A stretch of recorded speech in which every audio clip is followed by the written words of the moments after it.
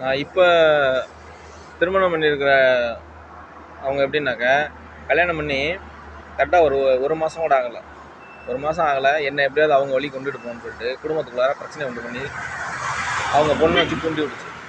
ஏன்னா ஏற்கனவே டைவர்ஸ் ஆனாங்கல்ல, ஏற்கனவே கல்யாணம் ஆகி ஒரு வாரத்துக்குள்ளே டிவோர்ஸ் ஆனாங்க. நான் ரொம்பலாம் இல்லை, கல்யாணம் பண்ணி ஒரே வாரம் தான், ஒரே வாரத்துக்குள்ளார எனக்கு டிவோர்ஸும் ஆகிடுச்சு.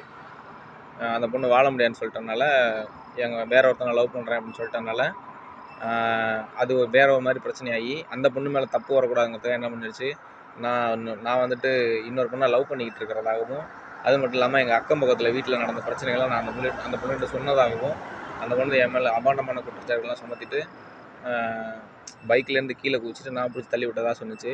பின்னால் அதை விசாரித்து பார்த்தாவே எஸ்ஐ வந்துட்டு உண்மை என்னன்னு கண்டுபிடிச்சிட்டு என்ன ரிலீஸ் பண்ணிட்டாங்க அந்த ப்ராப்ளத்துலேருந்து.